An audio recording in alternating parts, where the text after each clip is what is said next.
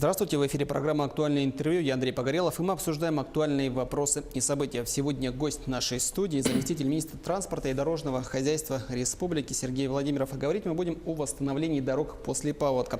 Сергей Николаевич, здравствуйте. Здравствуйте. Рада приветствовать вас в нашей студии. Вот стихия нанесла урон домам, территориям и в том числе дорогам. Да, вот сколько и какие дороги сейчас размыты паводком в республике и как ведется их вообще учет?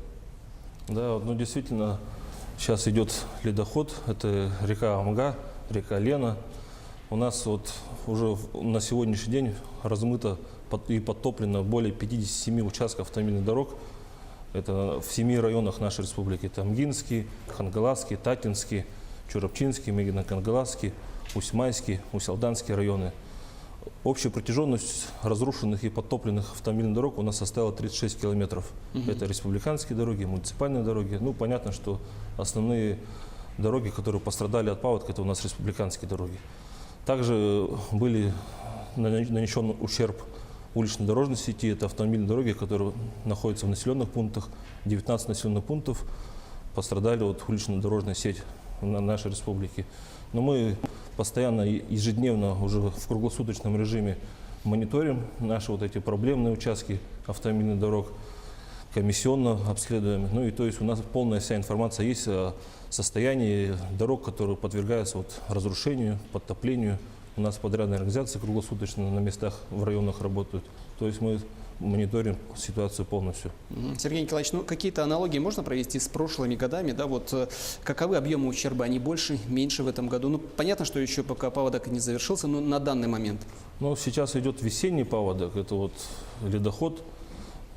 У нас еще впереди лето, будут дожди. Уже прогноз нам уже подтверждает, что ливневые дожди намечаются уже со следующей недели. Ну, если говорить об ущербе, то сейчас ущерб еще пока что не установлен. То есть мы сейчас делаем восстановление проезда. Ну, это наша такая первоочередная задача – обеспечить проезд к населенным пунктам. Но если говорить об ущербе, то это будет уже чуть позже, когда уже ледоход пройдет, будет все осмечено, заактировано, тогда уже будем говорить об ущербе. Ну, суммы пока причиненного ущерба у нас нету. Ну вот как раз-таки о населенных пунктах хотелось бы поговорить. Какая есть информация, да, на данный момент, какие населенные пункты вообще отрезаны, если так можно сказать, от внешнего мира, да, вот в результате стихии? Да, ну вот те районы нашей республики, те улусы, где сейчас уже вода уходит, это вот Амгинский район. У нас сейчас вот на сегодняшний день 7 населенных пунктов в нашей республике, это те населенные пункты, до которых сейчас нету проезда. Ну, мы эту работу проводим, мы восстанавливаем дороги. Это в Амгинском районе 3 населенных пункта, где сейчас нету проезда. Это вот муниципальное направление, муниципальная дорога в сторону Анеса. Анес, Балагур, Покровка. И в Татинском районе 4 таких населенных пункта, где сейчас нету проезда. Это Булун, Чечемах, Чемнай, Харбалах. Но в Амгинском районе уровень воды сейчас упал. Там сейчас ведутся работы по восстановлению этих дорог, восстановлению дорог. А в Татинском районе там ситуация маленько другая. Там сейчас вода еще стоит. То есть после спада воды там приступим к восстановлению дорог. Ну, будем восстановительные работы проводить после того, как вода спадет. Ну, как только будет возможность, появится возможность у дорожной техники приступить к работам, сразу дорожная техника выйдет на участки дорог и будет проводить восстановительные работы в Татинском районе. Сергей Николаевич, вы были в Амгинском районе, если я не ошибаюсь. Вот как сейчас там вообще обстоят дела по восстановлению работ? С чего начали? Вот на каком этапе сейчас? Да, ну в Амгинском районе я в воскресенье туда уехал, вернулся вчера. Было в Амгинском районе, в Татинском районе. Но в Амгинском районе ситуация сейчас улучшается, вода уже спала. Конечно, там очень так серьезно тоже на дороге пострадали на территории Амгинского района. Проезда практически по всем направлениям не было. Сейчас вот по республиканским дорогам это вот Нижний Бесях, Амга, и в сторону Чурапчинского района, это автодорога Битюн, там проезд уже обеспечен. И там еще был у них микрорайон Нефтебаза, тоже там проезда не было. Тоже мы в понедельник этот проезд дали к микрорайону Нефтебазы. Сейчас вот в сторону Анеса там проблема, там есть речка Крестях, она постоянно сейчас вот делаем проезд, потом опять ее смывает, делаем проезд, вот талые воды идут, и река наполняется, и проезд фактически там отсутствует сейчас. Ну, работы там, техника дежурит, работы там проводятся, работы ведутся. Вот в каких населенных пунктах, да, вот в районах больше, наверное, в больших объемах требуются средства как раз-таки по восстановлению дорог? Где их больше размыло, скажем так? Ну вот пока два района у нас, Татинский и Тамгинский район. Вот я когда был в Амгинском районе, в Амге, мы ездили по всем направлениям, по всем дорогам с подрядной организацией, смотрели со специалистами, с экспертами. И, ну, примерно мы уже там даже прикинули, ну, уже так визуально видно, актируем сейчас там все. Где-то около порядка 140-150 миллионов ущерб причинен только в Амгинском районе. В Татинском районе тоже будем подсчитывать, все смотреть. Вот когда вода спадет, я думаю, тоже уже, ну, там примерно будем знать уже ущерб. Вот речь, кстати, идет о дорогах с каким покрытием? Это асфальтовые, грунтовые? Грунтовые дороги, в основном это грунтовые дороги. У нас 4-я техническая категория, автомобильные дороги с грунтовым покрытием, дорожная одежда, песчано-гравийная смесь. А вот если по срокам говорить, к какому времени его нужно восстановить уже будет? Понятно, что это ближайшее время, чем быстрее, тем лучше, но все-таки. Ну, у нас два этапа восстановления автомобильных дорог мы делаем в два этапа. Первый этап – это мы даем проезд для того, чтобы населенный пункт соединить с дорогой. А второй этап уже после того, как мы проезд обеспечим, мы будем заниматься уже доведением до нормативного состояния автомобильной дороги. Ну, то есть фактически до того состояния, в котором она была изначально, до размыва. Это и плюс еще восстановление искусственных сооружений. Это строительство мостовых переходов, водопропускные трубы. Ну, то есть уже такие капитальные работы. Будем разрабатывать проектно-сметную документацию и уже доводить до нормативного состояния автомобильной дороги нашей. Ну, вот если говорить как раз-таки о стройматериалах, а именно о технике, да, хватает ли этого всего работников в том числе? Да, но у нас вот как бы уже так сложилось. У нас в каждом районе имеется специализированное дорожное предприятие, которое занимается ремонтом, содержанием, строительством республиканских, муниципальных дорог, федеральных дорог. Ну, то есть такая уже серьезная база в каждом районе у нас существует из числа подрядных организаций. И вот эти вот подрядные организации, есть там специалисты, техника, вот они вот как бы готовы к таким вот, ну, ежегодно вот паводок проходит. И вот наши подрядные организации, они готовы к прохождению такого паводка, к восстановлению автомобильных дорог. Это вот как раз вот те районы, в которых пострадали у нас автодороги, это Амгинский район, Татинский район, очень такие серьезные там предприятия, ну, уже на местах в самих районах есть.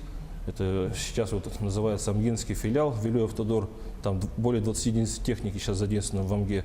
В Татинском районе тоже Татавтодор, очень такое мощное, серьезное предприятие, которое будет заниматься восстановлением автомобильных дорог.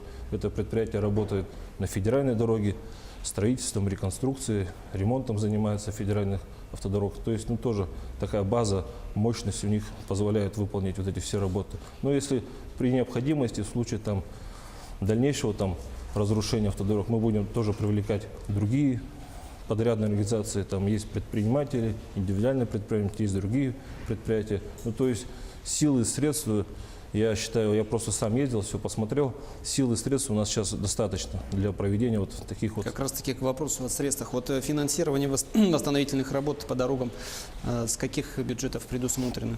Потому, хотя ЧС объявлено у нас федерального значения, то есть мы говорили, что помощь пострадавшим будут и на федеральном уровне оказывать, а что касается именно дорог, то здесь тоже направят федеральные средства? Да, но если вот по дороге, про дорожную деятельность говорить, про дороги нашей в республике, у нас с 2012 года создан Дорожный фонд республики. Это такой целевой фонд, то есть строчка в бюджете в нашем, который направляется средства на дорожную деятельность. Это строительство, ремонт, содержание автомобильных дорог.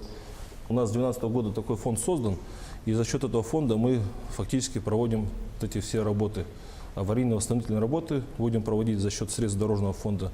Но если касается вот республиканских дорог, то здесь как можно сказать, что попроще.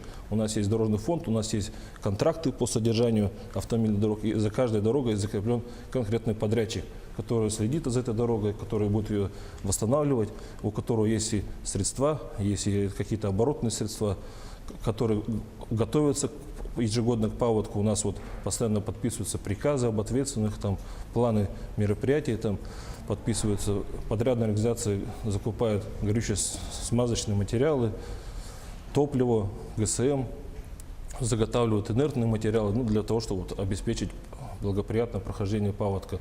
А что вот касается муниципальных автомобильных дорог, то здесь это полномочия муниципальных образований, но мы здесь тоже с муниципальным образованием отрабатываем. У нас с 2014 года созданы муниципальные дорожные фонды в каждом районе. Это те вот средства, которые направляются из бюджета республики в муниципальные бюджеты, для того, чтобы вот поддерживать муниципальные автодороги тоже в надлежащем состоянии. Но за счет этих средств будем тоже восстанавливать. И плюс еще мы сейчас вот разрабатываем новые порядки. В нашем дорожном фонде мы резервируем источник, это иные межбюджетные трансферты, которые будем направлять в муниципальное образование для того, чтобы вот восстанавливать автомобильные дороги местного значения. Сейчас вот у нас по каждому району, который пострадал от паводка, созданы рабочие группы. Эти рабочие группы, они с выездом на местах будут составлять дефектные ведомости, сметы, фотографии будут делать, акты обследования будут проводить. Ну, то есть вот этот полный пакет документации, который необходим для того, чтобы получить деньги из республиканского бюджета. Ну и плюс еще у нас вот объявлен федеральный ЧС, федерального значения. Мы этим тоже будем воспользуемся, подготовим всю необходимую документацию, которую требует федеральное дорожное агентство, для того, чтобы получить федеральное финансирование на восстановление автомобильных дорог. То есть ну, такую большую работу нам предстоит проделать. Ну, конечно, будем максимально заявляться на федеральную помощь, Сергей федеральную Николаевич, поддержку. какие проблемы вот паводок на реке Лени создал, кроме как размытие дорог? Ну, паводок по Лени тоже вот прошел. Я в воскресенье перебрался в Нижний Бестях из Якутска, поехал в Амгу, перебрался на воздушной подушке. И уже буквально, ну это уже после обеда я перебрался, а уже к вечеру, в понедельник, уже, получается, сообщение уже было полностью парализованное. Ни подушки не ходили, ну, люди не могли перебраться на тот берег. И мне звонили, тоже спрашивали, какая ситуация, когда вертолеты полетят, когда полетят там воздушные. С вчерашнего дня подушки вроде бы уже начали ходить, да? Да, ну То есть 2 дня, получается, понедельник, вторник, вообще сообщения никакого не было. Со среды вертолеты полетели, ну то есть уже там как бы разгрузили, получается, движение. И вот с четверга пошли эти воздушные подушки. И паромы у нас начнут ходить с 25 мая. Ну то есть я думаю, вообще ситуация тогда вообще снимется. Такой ситуации уже не будет напряженной. Сергей Николаевич, большое спасибо вам за участие в нашей передаче. Я надеюсь, что все работы, которые запланированы, они пройдут вовремя и в срок. Да? Я напоминаю, что сегодня у нас в гостях был заместитель министра транспорта и дорожного хозяйства республики Сергей Владимиров. Оставайтесь на нашем канале, будьте в курсе всех последних событий.